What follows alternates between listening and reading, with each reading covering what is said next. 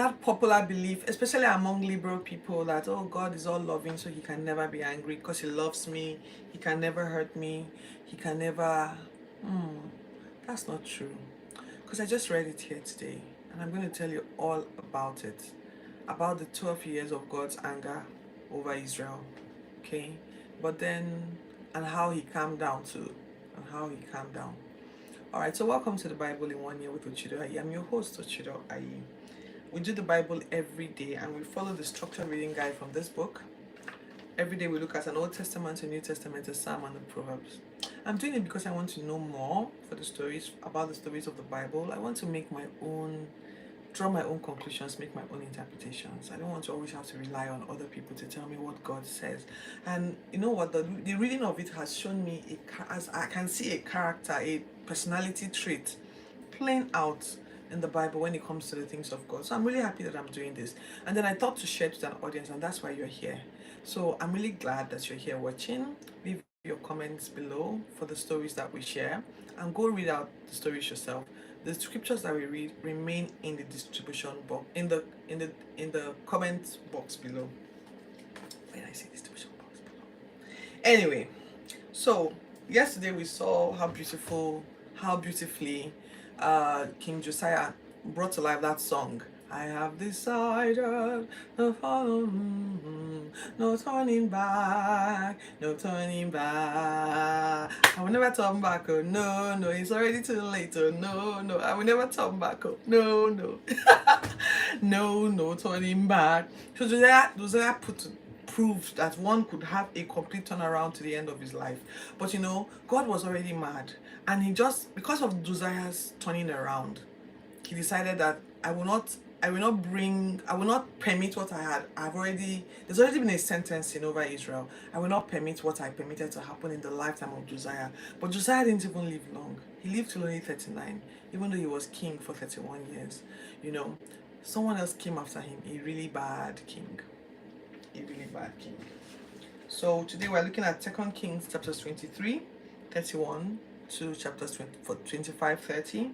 We're going to be looking at Acts 22, and you need to stay for that Acts because this whole citizenship drama, it played out in the book of Acts. I learned so much from it, and so much that I didn't think before.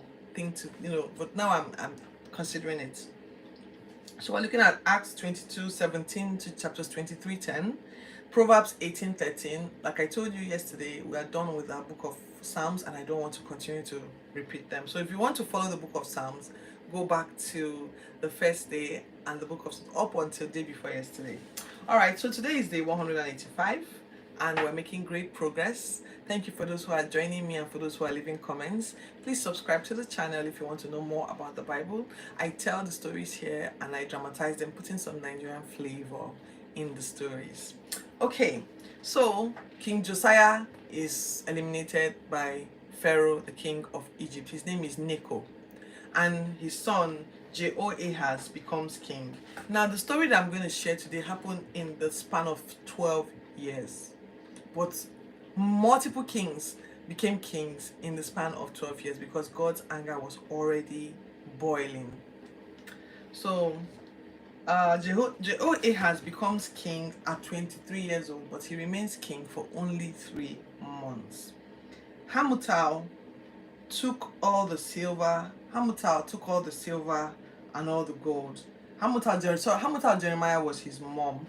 And Pharaoh took him after 3 months of being king and put him in prison away from Jerusalem, and made his brother Eliakim become king. Then christened Eliakim Jehoiakim. So let's call him Jehoi. So because his names are such a mouthful. Let's call him Akim. So he puts Akim as king, and he taxes the land heavily, so heavily that he's asking for 1,000 talents of silver and a talent of gold. Okay, so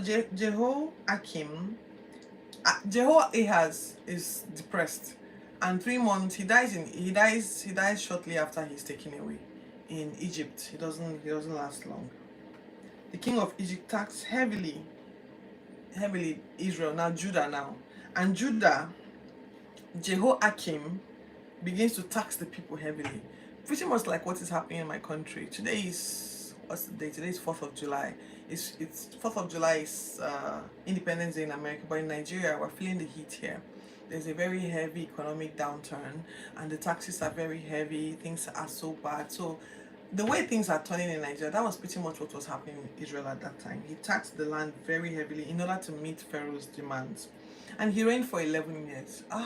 We can't take this drama going on in my country for 11 years.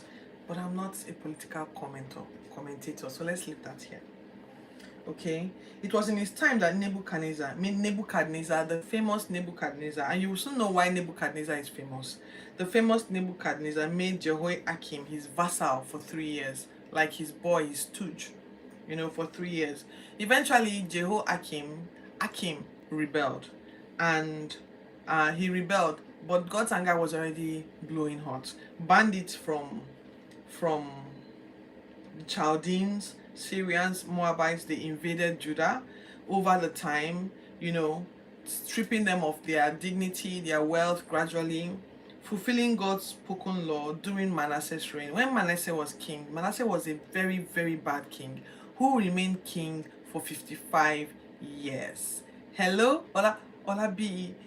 Oh my goodness, how are you doing, sir? I'm very well, thank you.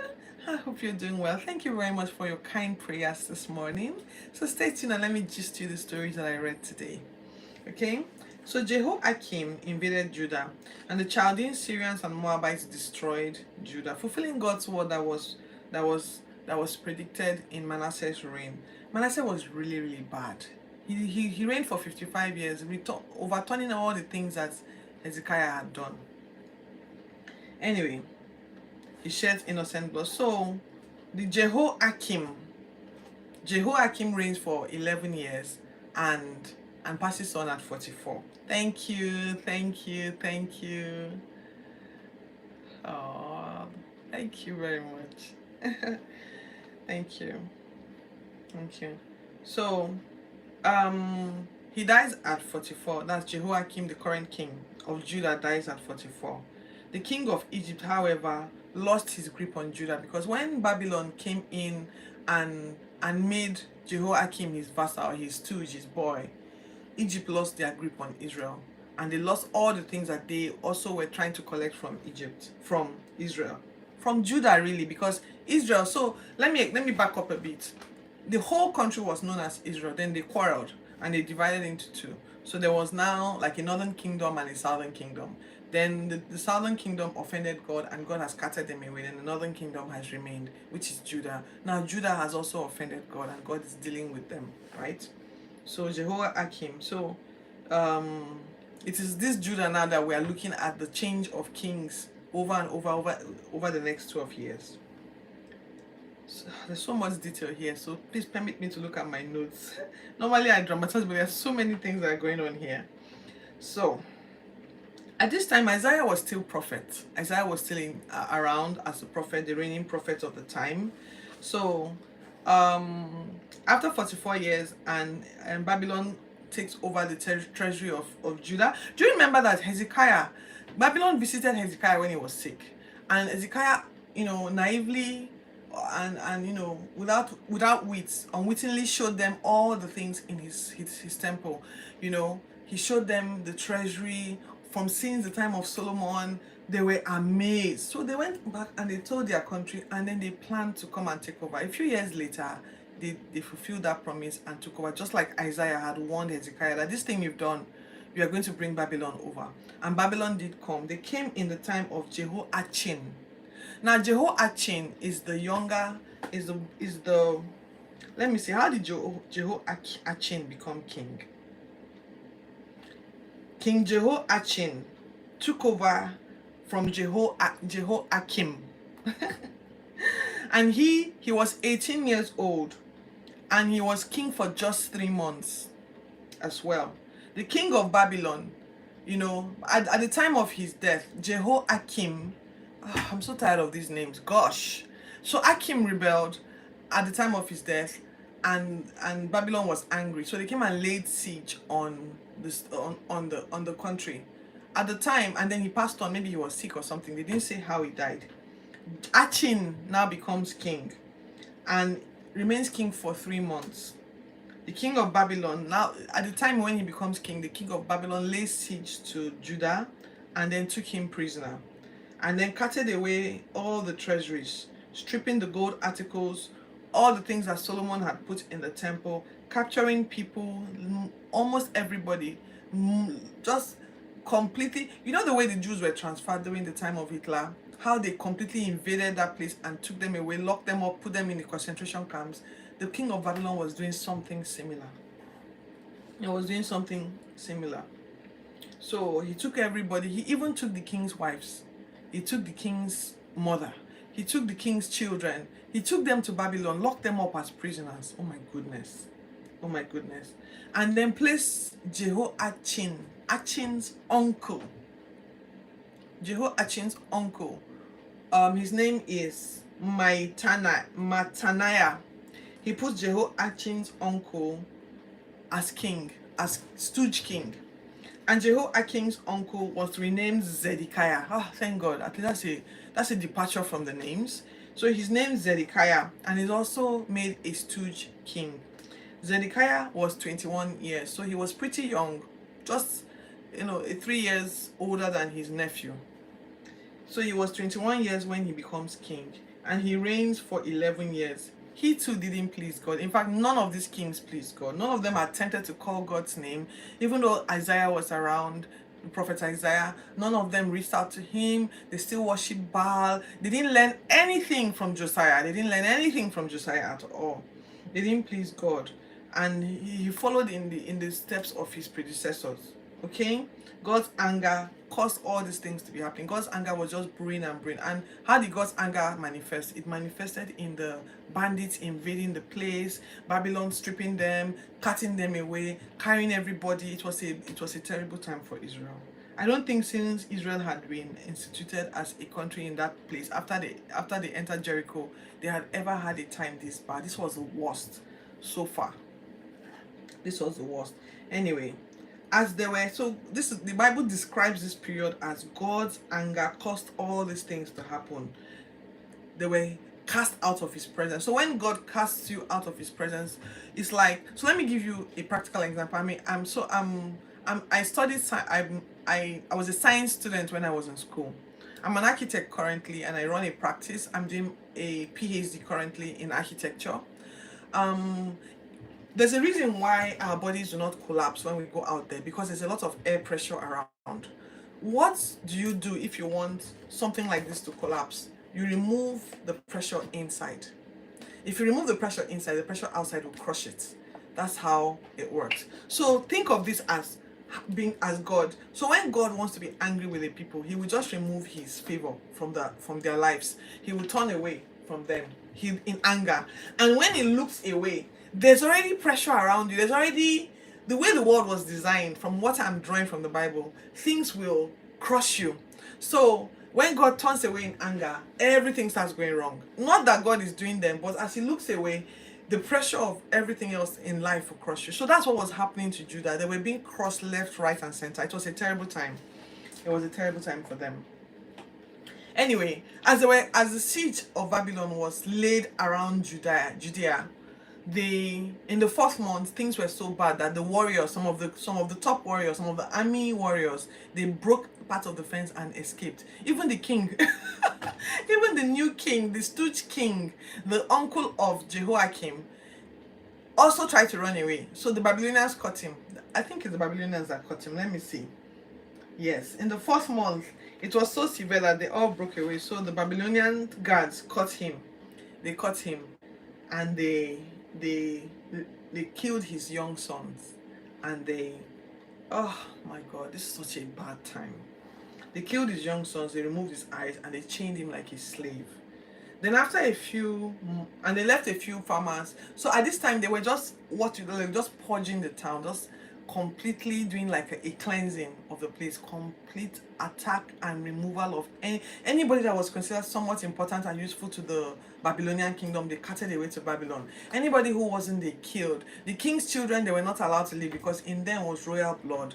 And then they burnt the king's house, burnt the temple of Solomon. You know, in the book that they saw yesterday, if you followed my yesterday's episode, they found a book, the scroll, where the book of the law of Moses, and they read it. And in that book, they said this was going to happen. God was going to cast out Judah. God was going to cast out both them and the temple, because they had turned the temple of God into a temple of idols. These people, like, so what I learned from these stories is that a lot of the things that we think are just mere happenings, or coincidental happenings, nothing is coincidental. If you are in a country and a country is invaded and war starts, there's something in that country that made God look away and attract war to it. I well, like I said, my interpretations can be contested because I'm not the ultimate custodian of the things of the Bible. I only share my understanding. So what I'm learning is that if God is angry with you, stuff will start to go wrong. You know, that's what is happening. That's what is proving here. And when God said, I cast Israel out of my sight, I cast Judah out of my sight, it's not that they will just go and be hanging out without God. Like, that care and nurture that a country experiences is because God is watching them. There are many countries that God is watching, and there are many countries that God is not happy with, you know. So they burn the temple, they burn the king's house, they destroy the city, they spoil everything, they break down walls, the walls of the city. They made sure that it was ruined so that no one could live there any longer. They cut some warriors came back. Okay, so what happened was they went to the temple, they took all the things of all the treasury from the temple. If you go back many episodes back, I talked about when Moses was designing the articles of the temple, and then when Solomon built the things of the temple and all of that thing, all those beautiful things that people used to ooh and ah at, everything was carted away. Everything by the Babylonians. The pillars, the sea, the carts, all the things Solomon and Moses designed and Solomon built, everything carted away. They caught the warriors that were found, they killed them, and they took them to Babylon. They made a guy called Gedaliah a governor. Now the term governor now becomes the term for the leaders, no longer king, but governors. The term governor, Gedaliah was made governor over the remaining people in the land. And some of the running, remember that time some guys ran away, they broke the wall and ran away, they came back when they heard that Gedaliah, maybe they knew him, they made Gedaliah king and they came back to Gedaliah. But things, they listed them, I don't want to list them. You know, they listed them, but there was a guy called Ishmael who was one of the warriors of Israel as well. He came back along with the other warriors. But then Ishmael, maybe he was a spy, or maybe he was paid by the Babylonians, I don't know, but he kills Gedaliah. He kills Gedaliah on the 27th of December. Now, this is me using our Gregorian calendars, but back in the day, they refer to it as the 27th day of the 12th month. So I said 27th December. On 27th December, before 27th December, Gedaliah was serving the king, and he told all the warriors, you guys, let's just calm down, things might be peaceful now, and Babylon is in charge, we no longer have a king, let's just serve the Babylonian kingdom. But Ishmael gets up and he kills Gedaliah, and all the other people, they just fled. Man, we can't live here, there's no more governor, you know. So I don't know why, they didn't state why. And everybody else flees to Egypt.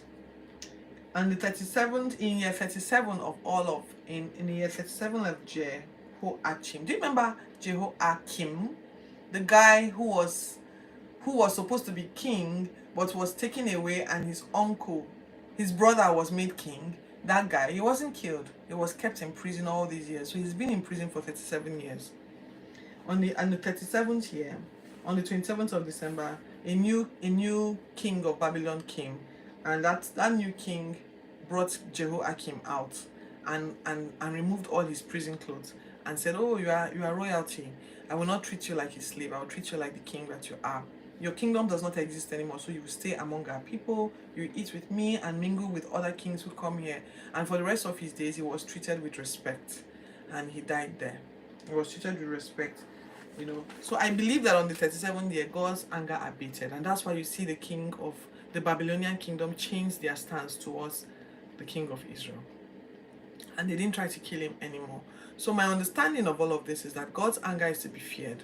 It can show up in many ways. It can show up as pressure being released from a bottle and the pressure from outside crushing the bottle, right? Crushing the bottle. It's a very sad time to be in Israel, a very sad time. This is one of the most, I've talked about a grim, one or two grim episodes, but this has to be one of the grimmest episodes I have shot today. Anyway, this is a long one.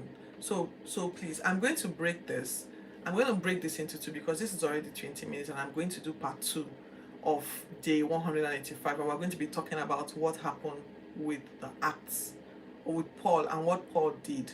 All right, so thank you, Olabi, for joining me today, for your kind and wonderful comments. And I'll see you guys tomorrow. Please subscribe to my channel, turn on the notification button, and let us see who, and so that you know when next I go live. But as we round up, let's look at Proverbs 18, verses 13. He who answers a matter before he hears it, it is the folly and shame to him. So I'll see you tomorrow. Take care. And I'll see you in part two. Don't go away. Don't go away. Part two of day 185.